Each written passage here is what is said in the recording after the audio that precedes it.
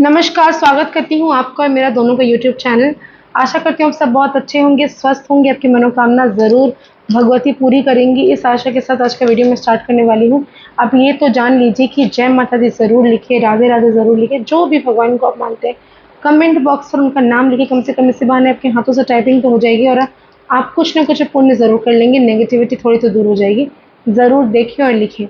आज जिस विषय में बात करूँगी, महिलाओं की एक सबसे बड़ी समस्या, जो कि कल मेरी एक फ्रेंड मुझे बोल रही थी कि मैं क्या करूँ इन चूड़ियों का, जो चूड़ियाँ पुरानी हो जाती हैं उनका क्या करना चाहिए? कुछ लोग कहते हैं नदी में फेंक देने चाहिए, कुछ लोग कहते हैं नदी में नहीं फेंकना चाहिए, कुछ लोग कहते हैं किसी को मत दो, कुछ लोग कहते हैं किसी को दे दो। तो करना क्या है पुरानी चूड़ियों को? तो आज जिस विषय पे मैं बात करने वाली हूँ, पहली चीज़ तो ये जानिए, चूड़ियाँ बहुत ज़्यादा अगर आपके घर पर है, तो उसको बाहर निकालें। जो आप यूज़ नहीं करती हैं, उससे आप ज़रूर से ज़रूर किसी ज़रूरतमंद, मतलब कोई सुहागन अगर महिलाएँ हैं, आपकी काम काम वाली जो मेड है वो उन्हें भी दे सकती हैं, या फिर जिनको छोटी बच्चियाँ हैं उन्हें भी दे सकती हैं। टूटी हुई चूड़ी को कभी भी आप डस्टबिन में नहीं फेंक सकती, उनके लिए पर्टिकुलरली किसी भी वृक्ष के नीचे जाकर उसको आप फेंक दें।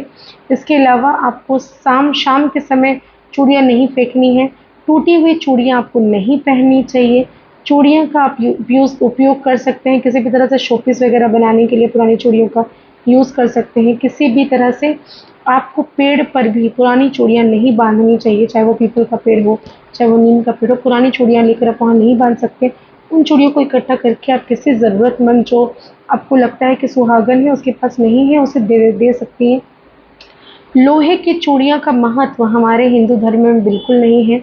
आप जितने भी स्टाइलिश हो जाएँ, मॉडर्न हो जाएँ, जितने भी आप बहुत ही हाई पोस्ट में चले जाएँ या जैसे भी हो जाए, मैं जानती हूँ ऑफ़िस के कुछ रूल्स एंड रेगुलेशंस होते हैं, लेकिन फिर भी अगर आप सुहागन हैं, आप हाथ में जो भी पहन लें, कड़ा पहन लें या फिर सोने, हीरे, मोती की चूड़ियाँ अगर आप पहन लें, इसके अलावा भी आप वॉच पहन लें, तो भी एक काँच की चूड़ी हर सुहागन के हाथ में होनी ही चाहिए, ज़रूर होनी चाहिए, क्योंकि ये जो है आपको शनि के प्रकोप से बचाता है।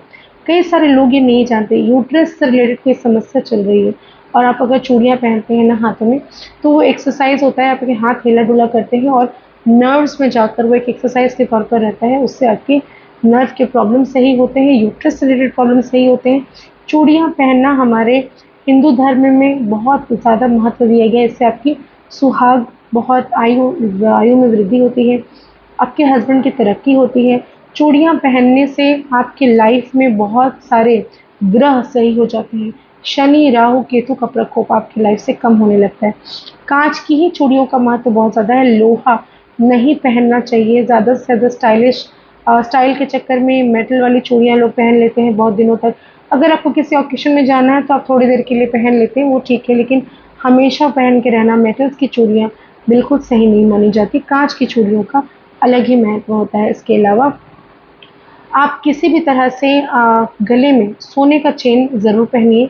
अगर आप लाइफ में लग्ज़री चाहती हैं, मान-सम्मान, प्रतिष्ठा चाहती हैं, तो कान में अपने हस्बैंड की तरक्की चाहती हैं, सुहाग लंबा चाहती हैं, घर की आर्थिक स्थिति अच्छी चाहती हैं, तो कान में सोना, नाक में सोना और गले में सोने का चेन, हाथ में सोने की चूड़ियाँ ज़रूर होनी चाहिए।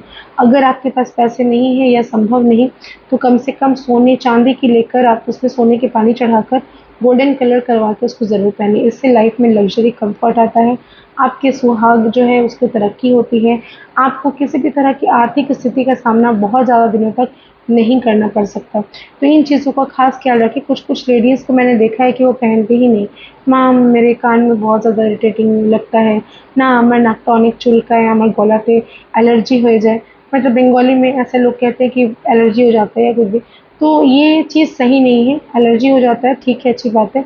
आप स्किन के डॉक्टर को दिखाइए, सही हो जाए, फिर कोशिश करें कि उसको पहनने की। कम से कम अगर गले में एलर्जी है तो कान में पहने, नाक में पहने, कम से कम सोना आपके बदन में ज़रूर होना चाहिए, नहीं तो चाँदी में सोना का पानी चढ़ाकर आप पहन सकती हैं। इसके अलावा आपके पैर में बिछिया ज़रूर होनी चाहिए। बिछिया अगर आप पैर में पहनते हैं तो इससे आपके यश की प्राप्ति होती है, मतलब आपकी अंडरस्टैंडिंग हस्बैंड के साथ अच्छी होती है। आपको लोग बहुत ज़्यादा सराहेंगे कि ये बहुत ही अच्छी है। इस तरह की चीज़ें लाइफ में अच्छी-अच्छी बातें आपको बोलेंगे। आपसे कोई ज़्यादा देर तक रूठ के नहीं रह सकता। बहुत ज़्यादा लड़ाई-झगड़े अगर हो रहे हैं तो पैर में बिछिया पहनने से वो भी कम होता है, मन भी शांत होता है और बहुत सारी चीज़ें लाइफ में अच्छी होना शुरू हो जाती है।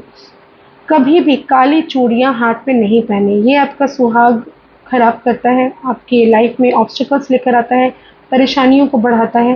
काले रंग की बिंदी भी आपको बिल्कुल नहीं लगाना चाहिए, अवॉइड करना चाहिए, क्योंकि ये आपके सौभाग्य को नष्ट करता है। तो आपको काली चूड़ियाँ भी नहीं पहननी है, काली बिंदी भी नहीं लगानी है। और आपको जितने भी एक्सेस चूड़ी है आप घर से निकाल कर किसी पेड़ के नीचे रख कर चले आएँ। किसी को दे पाते हैं तो ज़रूर दें। आप किसी सुहागन महिला को दे सकते हैं, या फिर आप किसी पेड़ के नीचे आके रख सकते हैं, या फिर आप किसी को क्राफ्ट वर्क में अगर आप उसको यूज़ करना चाहें तो कर अपने घर पर डेकोरेट करके भी रख सकते हैं। तो इतनी सारी चीज़ें मैंने बता दी चूड़ियों का, मुझे लगता है कि ये आपको समझ में आ गया होगा कि करना क्या है पुरानी चूड़ियों का। आशा करती हूँ मेरे वीडियोज़ आपको पसंद आ रहे होंगे। किस विषय पे वीडियो बनाऊँ? मैं बार-बार कहती हूँ व्हाट्सएप पर नहीं लिखकर आप डायरेक्ट मतलब यूट्यूब के चैनल पर लिखें, ताकि आपको ज़िंदगी में क्या करना है ये लोगों को भी पता चले कि हाँ, इस तरह के टॉपिक से आप लोग डिस्कस कर सकते हैं। कमेंट पे ज़रूर लिखें जय माता दी, या जैसे भगवान को आप मानते हैं उनका जयकारा एक बार ज़रूर लगा दें। और अगर अभी तक आपने मेरे चैनल को सब्सक्राइब, लाइक, शेयर नहीं किया तो ज़रूर कर दें। धन्यवाद।